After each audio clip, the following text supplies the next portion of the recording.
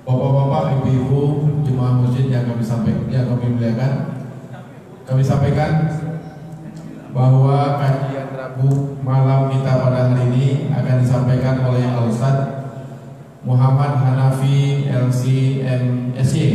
Alhamdulillah sudah berada bersama kita. Sebelum beliau menyampaikan tausiahnya pada kita, pencerahan kepada kita, kami sampaikan bahwa bagi ibu-ibu yang ingin memberikan nabung Jumat, nasi bungkus Jumat pada saat hari Jumat lusa, bisa diberikan kepada kita di Masjid Al-Muslimin ini. Kira-kira agak masak lebih pada hari itu 2 bungkus, 3 bungkus bisa dikirimkan ke masjid kita ini untuk kita berikan kepada jemaah kita bersolat Jumat pada hari tersebut. Mudah-mudahan seluruh yang kita berikan itu berpahala dinilai di sisi Allah Subhanahu wa taala. Amin ya rabbal alamin. Kemudian marilah kita buka hati dan pikiran kita dengan bacakan basmalah memulai kajian kita ini. Untuk itu kepada Ustaz Hanafi kami persilakan dengan segala hormat.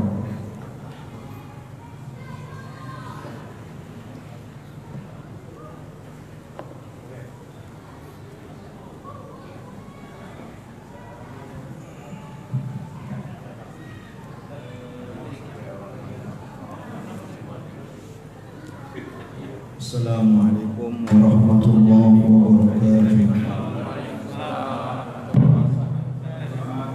Alhamdulillahirabbil alamin.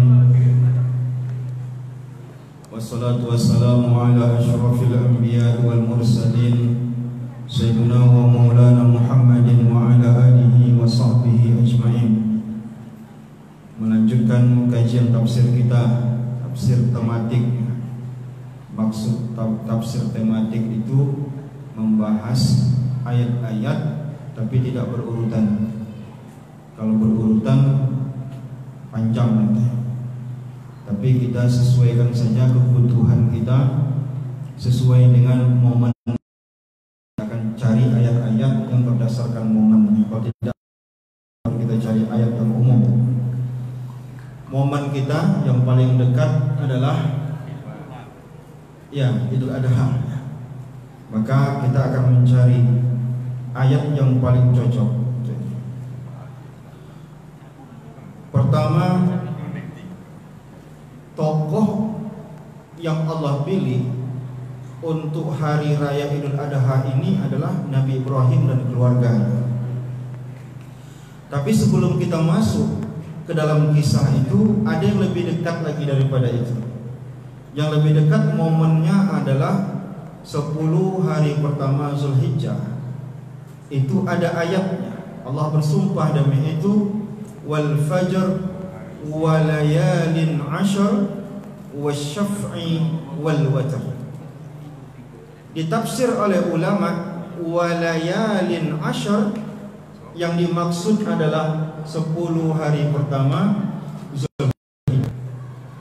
Wasyaf'i wal watr, demi hari genap dan hari ganjilnya, maksudnya 9 Zulhijjah dan 10 Zulhijjah. Ini tak begitu panjang kita bahas, tapi karena momennya dekat kita jelaskan. 10 Zulhijjah istimewa, 1 sampai 10. Bukti istimewanya apa? Sampai-sampai Allah katakan walayalin 'ashr.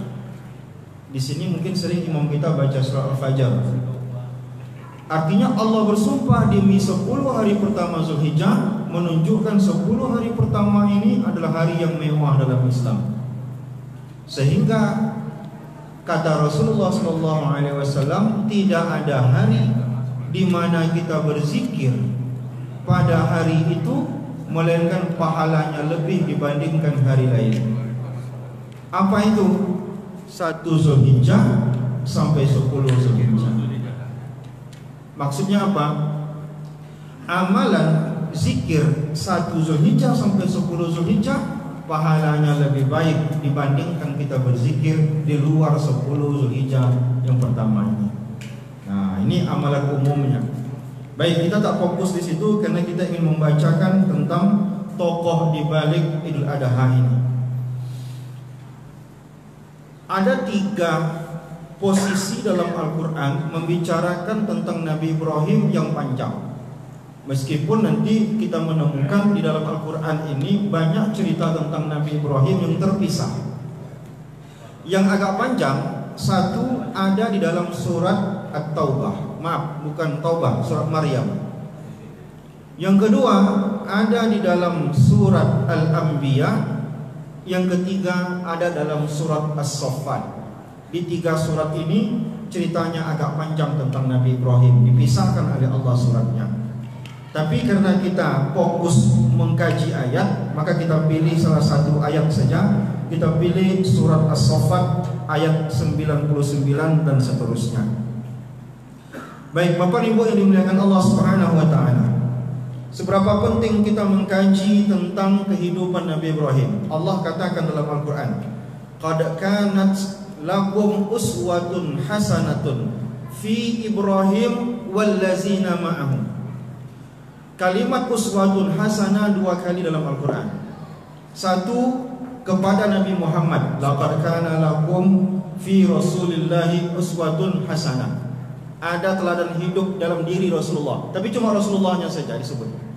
Kalau Nabi Ibrahim bukan Nabi Ibrahimnya saja. Qad kanat lakum uswatun hasanatun fi Ibrahim wallazina ma'ahu. Terdapat teladan hidup dalam diri Nabi Ibrahim dan orang-orang yang hidup bersamanya.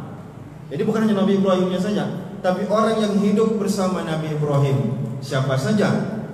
Istri pertamanya Bunda Sarah, keponakannya Nabi Lut, istri keduanya Bunda Hajar, anak pertamanya Nabi Ismail, dan anak keduanya Nabi Ishak. Jadi 5 orang ini yang hidup dengan Nabi Ibrahim yang disebut sebagai wallazina ma'ahu, orang yang hidup bersama Nabi Ibrahim yang harus dijadikan contoh sebagai hidup. Jadi bukan Nabi Ibrahimnya saja, tapi 4 orang ini pun dicontoh. Nabi Ibrahim itu punya keponakan, entah keponakan atau sepupu ya. Sepupunya ini Nabi, yaitu Nabi Lut. Kemana saja Nabi Ibrahim pergi, Nabi Lut ikut. Terpisahnya kapan? Terpisahnya ketika Nabi Lut dan Nabi Ibrahim hijrah ke Mesir. Di Mesir inilah mereka berpisah karena ada misi khusus yang harus dijalankan oleh Nabi Lut. Tapi sebelum itu Nabi Lut itu kemana Nabi Ibrahim pergi dia ikut, karena saudara dia, Nabi Ibrahim yang mendidik dia. Baik, Nabi Ibrahim hidupnya di 4 negara. Pertama Babilonia, Irak sekarang. Yang kedua dia pergi ke Palestina, nama daerahnya Naharan di Palestina. Nanti kita ceritakan, kita petakan dulu. Yang ketiga dari Palestina Nabi Ibrahim pindah ke Mesir. Dari Mesir Nabi Ibrahim balik lagi ke Palestina karena dekatnya. Ya, cuma nyebrang saja, dekatnya. Dari Palestina Nabi Ibrahim pindah ke Mekah. Dari Mekah bolak-balik Mekah Palestina, Mekah Palestina, Mekah Palestina. Jadi kalau ditanya Nabi Ibrahim itu lebih banyaknya di mana? Lebih banyak di Palestina. Karena dari perjalanan hidup dia begitu. Ketika dia ke Mekah, itu istri keduanya di Mekah, istri pertamanya tetap di Palestina. Oleh karena itu dia bolak-balik. Nanti kita ceritakan. Baik. Nabi Ibrahim pertama di Babilonia lahir, ayahnya namanya Azar. Azar ini adalah orang yang kerjaannya membuat patung berhala. Jadi berat bagi Nabi Ibrahim mendakwahkan ayahnya, karena ayahnya itu kerjaannya mengukir patung untuk disembah. Meskipun bukan Azar yang paling pertama buat patung. Siapa pertama buat patung? Yang paling pertama patung disembah itu ada di zaman Nabi Nuh. Nabi Adam, Nabi Idris, Nabi Shish, Nabi Idris sampai 10 generasi setelahnya nggak ada yang kafir. Kafir pertama dalam Islam kapan? Di zaman Nabi Nuh. Di zaman Nabi Nuh, ya, ada 5 orang soleh, ya. Lihat dalam surat Nuh, anak-anak kita pasti hafal, ya. Ada 5 orang, ayat 23, surat Nuh ayat 23. Ada 5 orang, namanya Suwa, Yahus, Ya'ub, Nasr. Ada 5 orang soleh. 5 orang ini orang soleh. Kalau ngaji-ngaji seperti ini datang dia. Jadi ketika 5 orang ini meninggal, dibuatkan patungnya sebagai apa bahasa kita ada? Pengingat lah bahwa ini orang yang harus diingat terus. Tapi 5 orang ini lama kelamaan bukan patung ini bukan sebagai pengingat, tapi lama-lama disembah patung ini. Berlebihan dalam menghormati patung. Oleh karena itu, disitulah kesyirikan pertama dalam sejarah manusia. Dari zaman Nabi Adam tidak ada syirik. Turun kepada anaknya Nabi Shish. Nabi Shish juga tidak mendakwakan orang yang syirik. Turun lagi setelahnya Nabi Nuh atau Nabi Idris. Nabi Nuh ini tidak ada kaumnya yang syirik. Terus sampai 10 generasi jumpa Nabi Nuh baru ada yang syirik. Tetapi patung ini kemudian terus menjadi turun-menurun bagi orang syirik sampai kepada ayahnya Nabi Ibrahim alaihissalam. Jadi sulit bagi Nabi Ibrahim mendakwakan ayahnya karena kerjaan ayahnya itu doa-doa menyembah patung itu pun ayahnya yang ngajarin. Kan berat. Nah, jadi berat bagi Nabi Ibrahim. Cuma Nabi Ibrahim harus mendakwakan. Di samping ayahnya, di zaman Nabi Ibrahim ada raja yang sangat saleh. Karena bobot saya begitu berat, mungkin jadi bangkunya turun-turun. Ya. Bukan bobot saya yang terlalu berat. Biasanya di masjid lain gitu juga kalau kursinya seperti ini. Baik. Ini ceritanya agak seru sedikit. Di zaman Nabi Ibrahim ketika dia masih di Babilonia, ini ceritanya masih di Babilonia, di Irak ya.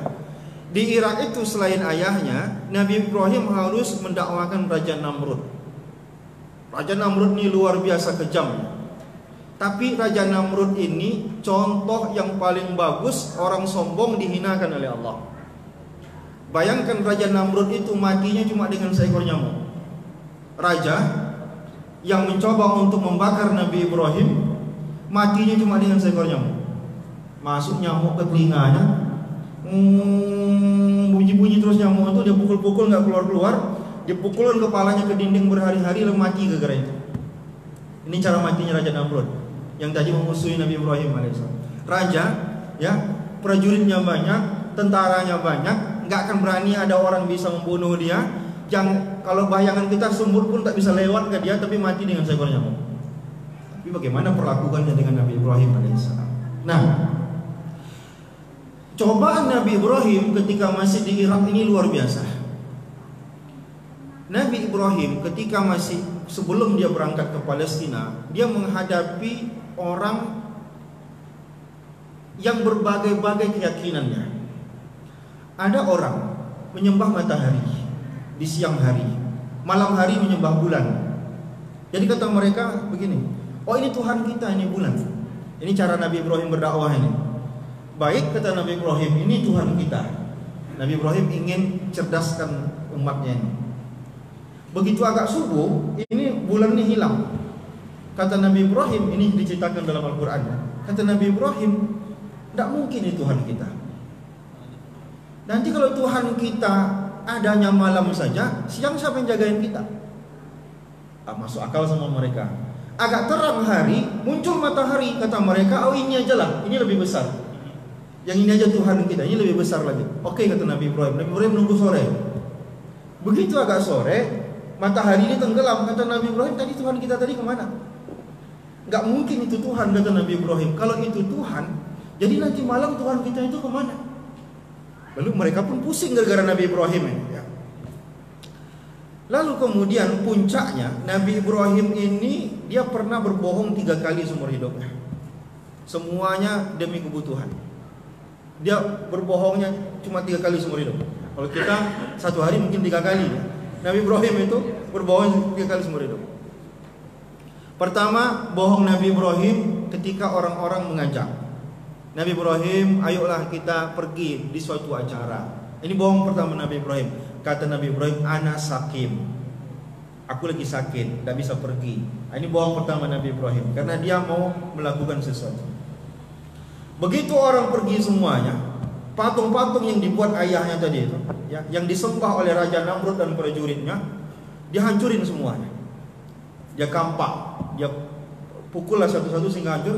Dia tinggalkan patung yang paling besar, dia selipkan tadi alat pukulnya itu di patung yang paling besar tadi. Dia nunggu reaksi orang. Begitu orang pulang, terkejut nengok patung-patung tadi hancur. Jadi kata mereka, ini pasti Ibrahim punya kerjaan. Kenapa? Karena satu-satunya yang tak mau jadikan ini Tuhan cuma Nabi Ibrahim. Panggil Ibrahim. Kata mereka, anta fa'alta haza li alihatina ya Ibrahim? Apakah kamu yang buat ini wahai Ibrahim kepada Tuhan-Tuhan kami? Ini bohong Nabi Ibrahim kedua. Bukan, tapi itu yang paling besar. Bal kabiruhum, yang membuat, yang hancurin ini yang paling besar. Ini bohong Nabi Ibrahim yang kedua. Nanti yang ketiga di Mesir dia bohong. Yang dua ini di situ dia bohong. Tapi yang ngancurin paling besar ini. Kata mereka, tidak mungkin. Kalau tidak, kata Nabi ini, kata Ibrahim, kalau tidak, coba kau tanya itu yang hancur-hancur itu. Kata mereka, kata Nabi Ibrahim, kalau membela dirinya aja dia nggak bisa, kok bisa jadikan dia sebagai Tuhan? Jadi Nabi Ibrahim berdakwah pakai akal. Cara seperti ini sebenarnya terjadi dengan Abu Bakar. Abu Bakar Siddiq sebelum Islam. Abu Bakar ini sebelum Islam pernah diajak ayahnya ke kuil untuk beribadah. Jadi ketika dia tengok patung itu, dia belum Islam lagi. Dia tengok patung itu, ngomong dia, Tuhan, aku lapar, kasih aku makan. Dia pengen ngetes, ini Tuhan fisiknya ada. Kira-kira apa reaksinya ketika ditanya begitu? Menjawab. Ditanya lagi sama Abu Bakar, ini dia belum Islam ini, dia pengen logikanya udah jalan. Tuhan, aku butuh pakaian baru, kasih aku pakaian baru. Enggak jawab. Dia ambil batu, dia pukulkan kepala Tuhannya itu. Dia ini Abu Bakar nih sebelum dia Islam itu. Dia ambil batu, dia pukul sampai sompel patung tadi yang kalau seandainya ayahnya tahu habis dia. Ya, mungkin tidak ada orang ketika itu, kalau enggak mungkin dia dibiarkan hidup. Nah, dia pengen tengok ini reaksi Tuhannya apa? Fisiknya ada, tapi kok disakitin melawan enggak kira-kira? Enggak melawan sama sekali. Bagi Abu Bakar ini tak mungkin Tuhan. Walaupun ketika itu dia belum Islam. Seperti itu Nabi Ibrahim ingin sadarkan kaum-kaumnya. Apa kata kaum Raja Namrud?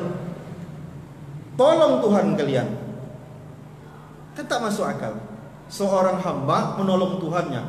Bakar Ibrahim itu, tolong Tuhan kalian, bakar Ibrahim itu. Kalau tidak, nanti habis Tuhan-Tuhan kalian yang lain. Kan sebenarnya Nabi Ibrahim kan dengan cara seperti itu dia ingin sadarkan kaumnya, kok bisa Tuhan yang nolong itu hambanya? Di mana logikanya? Nah, akhirnya Nabi Ibrahim pun ditangkap dan dicarilah kayu bakar yang begitu banyak, dibakarlah Nabi Ibrahim. Tapi Allah katakan, ya naru kurni bardan wa salaman ala Ibrahim. Disitulah muncul dua binatang. Satu burung pipit yang membawa air cuma setetes di mulutnya, yang satu lagi cicak. Yang cicak ini kerjaannya apa? Ngembus. Supaya api itu membakar kulit Nabi Ibrahim alaihissalam. Maka ada yang mengatakan karena inilah sunnah bunuh cicak. Tapi wallahu alam ya. Tapi ada yang mengatakan begitu. Burung pipit meskipun mulutnya kecil, tahu burung pipit lah? Burung pipit itu kecil sekali ya. Meskipun mulutnya kecil, dia ambil air untuk memadamkan api tadi. Jadi Islam ini selama-lamanya ada cicak, ada burung pipit ya. Ada orang dengan keterbatasannya ingin ngancurin Islam dari dalam, ada orang dengan keterbatasannya ingin tolong agama ini. Burung pipit meskipun cuma air setetes tidak mungkin dia bisa memadamkan api yang membakar Ibrahim tadi, tapi dia punya tugas untuk berusaha memadamkan api itu. Cicak punya perlakuan terkutuk ya. Dia hembus-hembus supaya api, karena Nabi Ibrahim tak terbakar-bakar. Dia hembus-hembus dengan harapan api itu menjilat kulitnya Nabi Ibrahim alaihissalam. Akhirnya singkat cerita, kata ayahnya Nabi Ibrahim, kalau kamu tak percaya dengan Tuhan kami, kalau kamu lanjut dengan dakwahmu, kamu akan aku cambuk atau pergi dari sini. Di sini Nabi Ibrahim harus memilih tetap berada di Irak, di Babilonia untuk mendakwakan ayah dan kaumnya, atau dia pilih harus pergi. Akhirnya dia pilih pergi. Dia bawa istrinya Bunda Sarah yang belum punya anak ketika itu, dan dia bawa bekas sepupunya Nabi Lut alaihissalam. Pindahlah ke Palestina. Dari Palestina disuruh oleh Allah pergi ke Mesir. Muncul masalah baru. Ya, saya lupa baca ayatnya. Jadi kisah terus saya bacakan, lupa baca ayatnya. Oh, ayatnya belum masuk ini. Ini saya kisah prolognya ya, nanti baru masuk ayatnya. Karena ayatnya nanti itu ketika balik lagi ke Palestina sekali lagi baru masuk ayatnya. Nah, ketika disuruh oleh Allah ke Mesir muncul masalah. Masalahnya apa? Masalahnya Raja Mesir ketika itu pantang nengok perempuan cantik. Sedangkan Bunda Sarah ketika itu tercantik di zamannya. Maka Nabi Ibrahim pusing. Ini bini aku pasti nak tangkap Raja Mesir ini. Karena Raja Mesir ini dilepaskannya anak buah dia untuk cari perempuan-perempuan cantik. Kalau udah nikah bunuh lakinya. Jadi Nabi Ibrahim pun, tapi perintah Allah mau tak mau kan harus jalankan. Akhirnya Nabi Ibrahim panggilnya istrinya. Apapun ini perintah Allah, kita harus ke Mesir. Tapi demi menyelamatkan kita berbohong. Inilah bohong ketiga Nabi Ibrahim. Jangan kamu akui kalau aku suamimu. Bilang aku ini teman atau adik gitulah. Ini bohong ketiga Nabi Ibrahim alaihissalam. Habis setelah itu tidak ada bohong lagi. Semuanya demi kebaikan. Berangkatlah ke Mesir. Betul, tertangkap istrinya. Ya, namanya orang ini. Jadi ke Raja Mesir ketika itu, asalkan cantik tangkap bawa ke kamar raja. Jadi sebanyak-banyak apanya dikumpulkan di kamar itu. Begitulah. Nanti kapan raja mau dia masuk ke kamar itu. Tapi namanya bini seorang nabi tak mungkin tak diselamatkan oleh Allah. Kan begitu. Begitu raja ini mau melampiaskan nafsunya supaya bini Nabi Ibrahim tadi, tiba-tiba kaku badannya macam orang stroke begitu Pak. Tapi tidak semuanya, sebagian tubuhnya tak bergerak. Ada apa dengan saya ini katanya? Kata Bunda Sarah, sebelum kamu masuk, aku sholat dan aku minta sama Allah supaya Allah jaga. Kamu ini hukuman dari Allah. Kata raja ini, berdoalah lagi kamu sama Tuhanmu itu supaya aku dilepaskan. Nanti kamu kulepaskan. Janjinya begitu.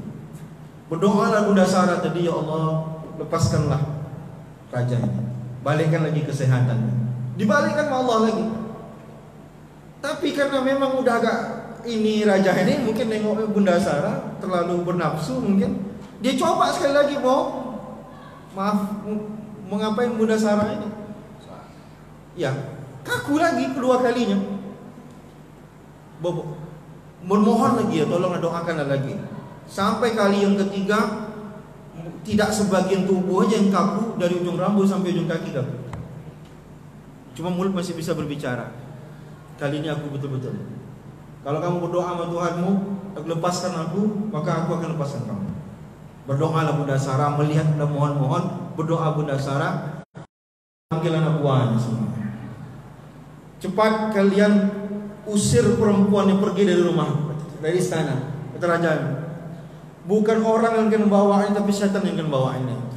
Tidak pernah sejarahnya dia buat jahat sama perempuan, dia kena seperti itu. Usir dia, pergi dari situ. Saking takutnya raja ini kasih hadiah sama Bunda Sarah. Hadiahnya apa?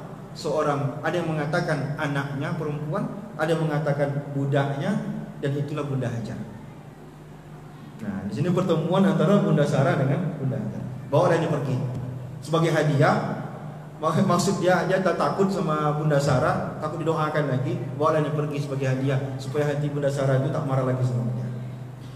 Jadi zaman itu kan biasa ada orang yang ini pekerjakan, membantu segala macam. Maka Bunda Hajar pun dibawalah oleh Bunda Sarah kepada Nabi Ibrahim alaihissalam. Hiduplah sebagai pembantu Bunda Hajar. Tapi karena kasihan lihat Nabi Ibrahim umur 80-an tahun belum punya anak begitu ya. Ketika itu mereka sudah balik ke Mesir, balik ke Palestina. Misi di Mesir sudah selesai. Dan Nabi Lut sudah berpisah dengan Nabi Ibrahim. Nabi Lut diminta untuk ke daerah namanya Sodom, Jordania. Di sana ada kelakuan jahat yang baru yang belum pernah dilakukan oleh orang. Bisa kita ceritakan, homoseksual ya. Itu kita kisah yang lain. Kita fokus ke kisah ini. Berpisahlah antara Nabi Ibrahim dengan Nabi Lut. Inilah ayat yang 99. kata Allah Subhanahu wa taala, wa qala inni zahibun ila rabbi sayahdini. Nah, jadi ayat ini maknanya, dan Nabi Ibrahim berkata, aku akan berangkat kepada tujuan ke Tuhanku. Maksud ke Tuhanku itu tempat yang Allah perintahkan untuk pergi, dan Allah akan memberikan petunjuk kepadaku. Maksudnya Palestina tadi. Disinilah Bunda Sarah meminta kepada Nabi Ibrahim, nikahilah Bunda Hajar.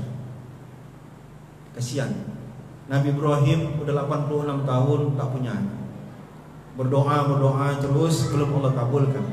Kasihan Bunda Sarah, dia nikahkan. Lahir Nabi Ismail. Setelah umur Nabi Ismail kurang lebih 1 tahun, disinilah kecemburuan hati Bunda Sarah nggak bisa dibendung. Ya biasa, itu nama perempuan. Kata Bunda Sarah, Nabi Ibrahim, bawalah dia pergi dari sini. Supaya maksudnya apa? Kalau dia jauh dari sini, tak nampak di mataku, cemburuku tak begitu besar. Begitu maksudnya. Bawalah dari sini. Dari sinilah Nabi Ibrahim berpikir kemana mau dibawa. Anaknya Bunda Hajar dan anaknya Nabi Ismail yang masih bayi. Nah, disinilah Nabi Ibrahim memutuskan dibawalah ke Mekah. Nah, ini kisah Mekah yang pertama kali. Orang yang pertama sekali Mekah. Kita lebih banyak sejarah jadi ini. Baik, di Mekah itulah ya. Jadi kita baca ayatnya sedikit. Rabbi habli minas solihin. Inilah doa yang diminta oleh Nabi Ismail setelah umur 86 tahun tidak punya anak. Ini yang dia minta kepada Allah. Allah berikan tunjuk jalan. Bagaimana jalannya? Menikahlah Nabi Ibrahim dengan Bunda Hajar. Itu jalannya. Kalau Allah ingin kabulkan doa kita, Allah kasih jalannya insyaAllah. Bunda Sarah nanti punya anak juga. 99 tahun umur Nabi Ibrahim, lahir anak yang kedua. Datanglah malaikat dalam wujud manusia ke rumah Nabi Ibrahim. Bertamu ke rumah Nabi Ibrahim. Nabi Ibrahim ada 2 berita, satu baik, satu buruk. Mau dengar yang mana dulu? Yang baiknya apa kata Nabi Ibrahim? Kamu akan dapat anak, namanya Ishak. Senyum Bunda Sarah dari dapurnya. Tapi ada berita buruknya. Berita buruknya apa? Allah minta kaumnya Nabi Lut itu dihancurkan. Karena kaumnya Nabi Lut ini ya, laki-laki memperkosa laki-laki. Kalau laki-laki memperkosa perempuan itu tidak apa-apa. Bukan tidak apa-apa, masih wajar. Ini laki-laki memperkosa laki-laki. Kan agak gawat itu ceritanya. Jadi ketika itu di zaman Nabi Lut, ceritanya anehnya begini. Kalau ada orang menunjukkan di mana lokasi cowok ganteng, itu bisa dibayar informasinya. Ketika malaikat ini dirubah sama Allah wujudnya manusia ganteng, habis itu gagah, berotot pula. Lewat depan pasar, niti-niti air liur orang di pasar itu nengoknya. Ya, pergi ke rumah Nabi Lut. Kata Nabi Lut, tolong biniku, jangan kamu bilang ada cowok ganteng di rumah kita. Informasi itu dijual sama bini Nabi Lut. Kan Nabi itu bini yang pengkhianat itu 2. Satu Nabi Nuh, satu Nabi Lut. Bini yang pengkhianat. Nah, bini pengkhianat satu itu siapa? Ini bini Nabi Lut. Dijualnya informasi dengan kata dia sama cowok-cowok di pasar itu kan mau tahu enggak ada cowok ganteng nih. Tapi ku simpan rahasianya, maklian tempatnya di mana? Padahal di rumah dia. Ah, yaudah bayar sama mereka kata dia. Aku enggak mau bayar murah, ini barang-barang bagus. Kalau mau harganya juga harga bagus begitu ya. Nah, begitulah perilaku orang di zaman itu. Nah, anaknya Nabi Lut cantik, satu namanya Raisya, satu lagi saya lupa namanya. Saya ingat Raisya itu kan ada penyanyi Raisya, maka saya ingat. Yang satu lagi saya lupa namanya. Cantik anak Lut itu 2, itu tidak laku Pak. Tidak laku, orang itu sukanya cuma cowok. Cowok suka sama cowok, nggak suka sama cewek. Begitu bahasa anak sekarang. Ayo kita tinggalkan kisah Nabi Ibrahim, itu luar biasa itu. Nah, maka kata Allah Subhanahu wa taala, "Fabasyarnahu bighulamin halim." Kami berikan kabar gembira kepada Nabi Ibrahim bahwa dia akan punya anak yang halim. Halim itu sopan, santun. Inilah perilaku Nabi Ismail. Anaknya sopan, anaknya santun, dan ini anugerah. Kenapa? Nabi Ibrahim ini punya anak 2 nabi. Satu Nabi Ismail, satu Nabi Ibrahim. Maaf, satu Nabi Ishak. dari jalur Nabi Ismail ini nanti akan lahir Nabi Muhammad. Maka harus dijaga betul. Nabi terakhir. Dari jalur Nabi Ishak ini akan banyak nabi-nabi. Nabi Ishak punya anak Nabi Yakub. Nabi Yakub punya anak 12. Salah satunya namanya Nabi Yusuf. Yang paling tua anak Nabi Yakub ini namanya Yahuza. Yahuza ini punya cucu-cucu. Inilah keturunan Yahudi, diambil nama Yahuzanya tadi. Orang Yahudi ini disebut dengan Bani Israel. Bani Israel ini tidak mau menerima Nabi Muhammad sebagai nabi karena mereka maunya nabi terakhir itu dari jalur sebelah sini, enggak mau dari jalur sebelah sini. Jadi sebenarnya siapa yang paling mengerti ciri-ciri kenabian Nabi Muhammad itu Bani Israel. Dicontohkan, kita buktikan. Ketika Nabi Muhammad dibawa oleh Abu Thalib ke Syam untuk berdagang, ketika itu keluar pendeta Buhairah. Ini setiap maulid kita bacakan biasanya. Keluar pendeta Buhairah. Apa perkataan Bunda pendeta Buhairah? Ini ayahnya mana? Ini aku ayahnya, kata Abu Thalib. Kata pendeta ini seharusnya ayahnya udah nggak ada. Ya, aku ini pamannya, kata dia. Tapi aku anggap sebagai anak. Bawa cepat anak ini pulang balik ke kampungmu. Kenapa? Kalaulah orang Bani Israel nampak dia ini pasti dibunuh. Nah, ini buktinya bahwa Bani Israel paling mengerti lihat bagaimana ciri-ciri Nabi terakhir. Dicontohkan lagi Salman Al-Farisi. Salman Al-Farisi ketika di Persia agamanya Majusi, pindah agama Nasrani, akhirnya dijual jadi budak, dibawa ke Madinah. Mendengar di Madinah ada Nabi terakhir namanya Nabi Muhammad. Dia tes, betul nggak dia Nabi? Dia tes, dia bawalah semangkok buah kurma. Ya Muhammad, ini ada sedekah. Kata Rasulullah, maaf, Nabi itu tidak boleh terima sedekah. Jadi Nabi Muhammad dan keluarganya itu tidak boleh terima sedekah, tak boleh terima zakat. Langsung Salman Al-Farisi senang, berarti betul ini Nabi. Karena Salman Al-Farisi dia tahu betul dalam kitab suci sebelumnya Nabi itu tak terima sedekah. Besok harinya dia tes, dia bawa lagi kurma. Ya Muhammad, ini hadiah, dimakan sama Rasulullah. Karena Nabi boleh makan hadiah, tapi tak boleh makan sedekah. Tapi ada satu ciri lagi. Salman Al-Farisi sudah tahu ada tulang di sini, namanya khatmun nubuwah. Ada yang mengatakan dalam sebuah hadis disebutkan dia seperti jerawat, ada yang mengatakan seperti tulang yang menyembul dan segala macam, sebesar telur. Telur bukan telur ayam ya, tapi telur puyuh kecil. Keliling-kelilinglah Salman. Rasulullah itu di antara pakaian Rasulullah itu tak pernah meninggalkan rida. Selalu kemana-mana bawa selendang Rasulullah itu. Ya, ini sunnahnya, Rasulullah kemana-mana bawa selendang. Rasulullah tahu apa yang dimaksud Salman Al-Farisi. Dia gini kan, langsung nama Salman Al-Farisi, langsung dipeluk sama Salman. Nah, ini betul Nabi. Berarti Salman yang belum Islam, informasi tentang ciri Nabi terakhir itu sudah ada sama dia. Yang tahu itu siapa? Bani Israel. Orang-orang musyrik yang ada di Mekah tidak tahu itu. Yang tahu itu Bani Israel. Bani Israel ketika itu orang Yahudi tidak ada di Mekah, adanya di Madinah atau di negeri Syam ketika itu. Jadi ini cerita ya, jadi kita melebar-lebar cerita kita. Paling sampai ceramah ini sambil jalan dari jadi enggak ini dia karena tadi terlalu sibuk hari ini. Baik. Nah, fabasyarnahu bighulamin halim falamma balagha ma'ahu sa'ya. Kita fokus kepada tujuan pada kajian kita malam ini. Ketika Nabi Ibrahim itu sudah bisa sa'ya. Sa'ya itu anak yang umurnya sudah bisa agak mandiri, itu namanya sa'ya itu. Remaja, udah agak mandiri dia, itu namanya sa'ya. Berarti ketika itu umur Nabi Ismail 13 sampai 15 tahun. Turun perintah dari Allah Subhanahu wa taala, qala ya bunayya. Nabi Ibrahim memanggil anaknya bunayya, bukan ibni. Ibni anakku. Kalau bunayya anakku sayang, panggilan manja. Ya. Kalau ayahku abi. Tapi kalau ayahku sayang abuya. Kalau Nabi Ibrahim dipanggil anaknya bukan abuya tapi abati. Sama, panggilannya itu manja. Ya, panggilan manjanya begitu ya. Ahmar Ahmar itu merah. Tapi Rasulullah manggil Bunda Aisyah bukan Ahmar, tapi Humairah, merah-merah manja. Begitulah bahasa kita terjemahannya ya. Baik, ya, itu sastra Arab ya. Ya bunayya, wahai anakku sayang, inni ara fi manam, aku bermimpi. Ingat, mimpinya seorang nabi itu wahyu. Kalau dia udah jadi nabi. Jangan jadi Gus Jari yang di Madura itu. Gus Jari itu mimpi, dibilangnya dengan aku jadi nabi.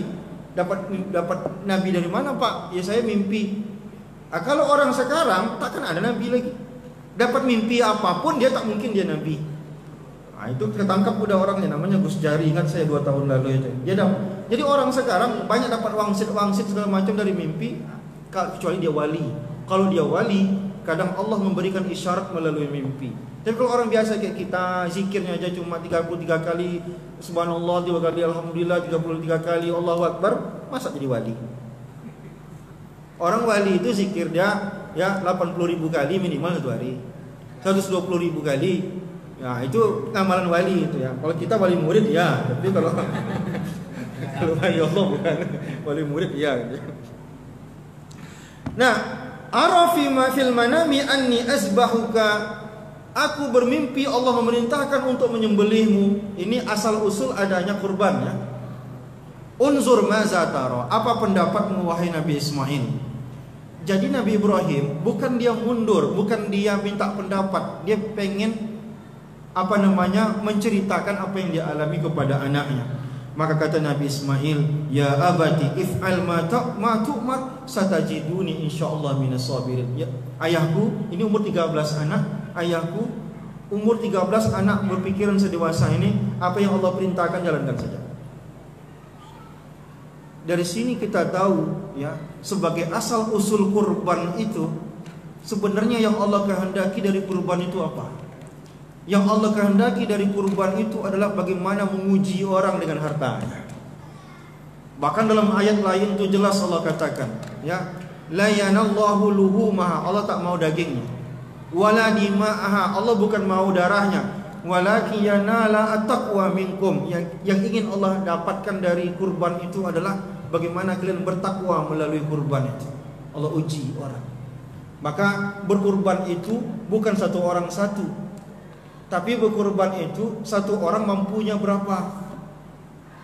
Rasulullah itu pernah 1 ekor kurban, pernah juga 2 ekor, 1 untuk dia, 1 untuk orang.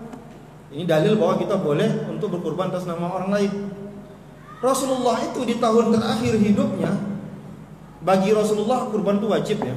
Kalau kita sunnah. Ada 3 yang wajib bagi Rasulullah, bagi kita sunnah. 1 witir, Rasulullah itu wajib sholat witir, kita sunnah. Yang kedua duha, wajib bagi Rasulullah duha, bagi kita itu hukumnya sunnah. Yang ketiga kurban. Nah, bagi Rasulullah wajib kurban. Di tahun terakhir kurban Rasulullah itu 100 ekor. 63 ekor dia potong sembelih sendiri, 37 ekor dia suruh Ali bin Abi Thalib untuk motong. Ini dalil, bayangkan sama Bapak, 100 kali onta seekor taruhlah 20 juta atau 30 juta. 30 juta kali 100 berapa Nabi harus mengeluarkan duit? Jadi kurban itu bukan berdasarkan satu orang satu, hati-hati. Kurban itu cara Allah untuk mengukur ini orang pelit enggak sama Allah Subhanahu wa taala. Maka Rasulullah ya, ketika di padang Arafah berkhutbah, minimal kata Rasulullah, setiap rumah itu harus ada kurban minimal 1. Itu kata Rasul, minimal, itu minimal ya. Setidaknya dalam 1 rumah itu 1. Di tempat saya kurban itu 2.400.000. Kalau saya hitung 2.400.000 bagi 12 bulan itu cuma 200.000. 200.000 bagi 30 itu 6.000. 6.000 itu hari. Ada kawan itu sempurna 2 bungkus 1 hari. Berapa sempurna 2 bungkus 1 hari? 20.000 sebungkus, berarti 40.000. Kan tidak ada sempurna 10.000 sebungkus. 40.000 1 hari. Tapi kurban tidak bisa. Kurban tidak bisa yang 6.000 1 hari. Tapi rokok 40.000 1 hari bisa. Ini kan celaka ini. Nanti ketika ditanya sama Allah nanti 1441 gua tak korban, Mak. Saya tidak sanggup ya Allah. Kok Bapak tidak sanggup? Tidak ada duit. Beli rokok bisa? Gimana jawabnya? Kita ini kan sayang sama duit kita. Saya kalau hilang ini, malam ini hilang, besok pagi ke mall saya beli, Pak. Nggak usah pikir-pikir saya. Ini kok hilang ini nih, malam ini harganya ini 3 juta. Ya, Vivo Y19. Harganya 3 juta promo. Kalau hilang malam nih, besok pagi ke mall saya beli, Pak. Tak pikir panjang lagi. Seakan-akan inilah dunia, inilah akhiratnya. Ya, lebih berharga dari istri lagi. Ya, seakan-akan begitulah ya. Kalau istri tinggal enggak apa-apa, enggak perlu jemput. Tapi kalau yang tinggal jemput dulu ke rumah. Tapi masa kita ketika berkorban itu mikirnya panjang. Pertanyaannya begini. Korban itu Ustaz, kata dalam kitab-kitab itu bagi orang yang mampu. Pertanyaan saya, mampu itu yang dimaksud mampu itu apa? Mampu itu dalam berkorban, dalam kitab-kitab disebutkan ketika masa pembayaran uang kurban itu kebutuhan wajib sudah dikeluarkan, itu mampu itu. Misalkan duit dia ada 2,5 juta. Kebutuhan primer sudah dikeluarkan. Apa kebutuhan primer kita? Beras untuk bulan itu sudah dibeli, sekolah anak sudah dibayar bulan itu, listrik bulan itu sudah dibayar. Apa kebutuhan wajib lagi? Ya. Apalagi kebutuhan wajib setelah itu, tunggakan-tunggakan dibayar, orang tua udah dikasih duit, sisa 2,5 juta, berarti mampu. Tak berkorban berarti tercela. Tapi orang sekarang lain pula. Gaji 20 juta sebulan, tak dapat bantuan dari RW, ngamuk. Viral tuh di TV. Ngamuk sama RW gara-gara tak dapat bantuan COVID-19 sembako. Tapi Bapak gajinya 20 juta sebulan. Iya, pengeluaran saya 30 juta kan. Mau gimana enggak tahu. Baik. Nah, ini kurban, Pak ya. Jadi kurban, jadi kisahnya Nabi Ibrahim menyembelih anaknya itu tadi, itu yang dijadikan sebagai dasar, sebagai perintah daripada kurban itu. Nah, coba kita lihat bagaimana Nabi Ibrahim menyembelih anaknya tadi itu. Mulai dari caranya bagaimana dia menyembelih anaknya, sampai godaan dari iblis ketika itu supaya dia jangan sembelih anak. Apa kata iblis? Nabi Ibrahim, kamu umur 86 tahun baru dapat anak itu. Masa kamu udah begitu sayangnya sama anak itu kamu sembelih? Apa yang dilakukan oleh Nabi Ibrahim? Dia ambil batu kerikil, dia lempar. Jadi syariat kita melempar di jumrah. Pindah Nabi Ibrahim, datang lagi iblis. Ya. Dilempar lagi sama Nabi Ibrahim sampai itu juga dijadikan sebagai jumrah Aqabah. Pertama jumrah ula, Aqabah, maaf. Jumrah wusta, Pak. Saya di bulan haji lama kali dah lupa. Jumrah wusta dan pindah Nabi Ibrahim di pos yang ketiga. Ya. Saat itu Nabi Ibrahim sembelih walaupun sempat melempar iblis pada lemparan yang ketiga di jumrah Aqabah. Artinya apa? Orang yang tak mau berkorban itu menggodaan iblisnya kuat. Karena syariatnya begitu, sejarahnya begitu. Karena orang yang berkorban ini sebagai lambang, sebagai dalil, sebagai bukti kalau dia tidak pelit sama Allah Subhanahu wa taala. Nabi Ibrahim dapat gelar Khalilullah. Apa makna Khalilullah? Ketika Nabi Ibrahim ditanya, Nabi Ibrahim, kenapa kamu dapat gelar Khalilullah? Kata Nabi Ibrahim, sedikit pun aku tak pernah mundur dengan perintah Allah, maka itu aku jadi Khalilullah. Kita hendak begitu diumumkan sama pengurus untuk bayar uang kurban, mikirnya panjang. Diskusi Pak sama bini di rumah dulu. Buka rekening, tengok rekening, ya. Dikaji-kaji lah nanti tahun depan makan kita apa, bulan kita ke depan apa. Akhirnya nggak jadi kurban. Kalau dikaji-kaji semuanya ya lah. Di sini kita melihat sejarah ini. Maka Bapak Ibu yang dimuliakan Allah Subhanahu wa taala, maka kurban itu kita mesti paksakan setiap tahun. Karena kurban inilah sebagai bukti sebagaimana Nabi Ibrahim membuktikan imannya kepada Allah. Nabi Ibrahim buktikan kalau dia tetap akan jalankan perintah Allah meskipun dia harus mengorbankan apa yang dia sayangi. Kita cuma menyayangi duit 2,5 juta, itu yang diuji sama Allah Subhanahu wa taala. Cuma 2,5 juta yang diuji sama Allah. Tak seberapa dibandingkan dengan ujian dialami oleh Nabi Ibrahim alaihissalam. Nah, maka memang target saya malam ini manas-manasin bapak yang belum berkurbanlah, itu maksud saya. Makanya saya baca ayat ini. Jangan pikir-pikir lagi. Yang kedua, saya ingin sampaikan ke bapak, jangan berkorban itu hitungnya satu orang satu. Sanggup 2 nama, 2 nama. Sanggup 3 nama, 3 nama. Sanggup 4 nama, 4 nama. Sanggup 7 nama, 7 nama. Rasulullah sampai 100 ekor dia potong. Nah, mudah-mudahan dengan cara seperti itu besok bertambahlah orang yang berkorban, insyaallah. Baik, kita kembali ke kisah Nabi Ibrahim alaihissalam. Jadi Nabi Ismail ini sebagai tokoh. Nabi Ismail ini dijaga oleh Allah Subhanahu wa taala. Sampai suatu ketika Nabi Ibrahim pernah berkunjung ke rumah Nabi Ismail setelah Nabi Ismail menikah. Ini ceritanya populer ya. Datanglah Nabi Ibrahim ke rumah Nabi Ismail. Nabi Ismail tak ada di rumah. Datanglah Nabi Ibrahim bertanya kepada istri Nabi Ismail. Istri Nabi Ismail tak tahu kalau itu mertuanya. Dia tanya, "Mana suamimu?" "Suamiku lagi kerja." "Bagaimana kehidupan kalian?" "Wow, hidup kami kacau." Ini istri pertama Nabi Ismail. Dia ceritakan aib keluarga. "Kehidupan kami miskin, suami saya gaji dapatnya rendah segala macam." Ini pantang betul seorang istri menceritakan aib keluarga. Kata Nabi Ibrahim, "Ya udahlah, enggak apa-apa. Nanti pulang suamimu bilang, ya, ganti daun pintunya." Pulang Nabi Ismail, dia dapat feeling ada yang datang, ada bapak-bapak tua. Apa pesannya? Ganti daun pintu. Maksudnya dia yang ganti. Kata Nabi Ismail, itu ayahku. Dia Nabi, namanya Nabi Ibrahim. Pesan dia ganti pintu, itu kamu terus diganti. Karena tidak cocok istri seorang Nabi yang bakal menjadi nenek moyangnya Nabi Muhammad itu seperti itu. Ya, dia ganti istrinya. Ya, nikah lagi Nabi Ismail yang kedua. Datang lagi Nabi Ibrahim. Dia tanya, "Gimana kehidupan kalian?" Dia tutupin aib keluarga. Hidup kami santai-santai saja. Hidup kami tidak ada susah-susah. Padahal kehidupan mereka susah. Kata Nabi Ibrahim, "Pulang suamimu nanti bilang kokohkan daun pintu itu." Nah, pulang Nabi Ismail, dia tanya, "Apa pesan mertua? Apa pesan bapak itu?" "Kokohkan daun pintu itu." Kata Nabi Ismail, "Itu ayah. Kokohkan daun pintu itu, kamu terus dipertahankan jadi istri."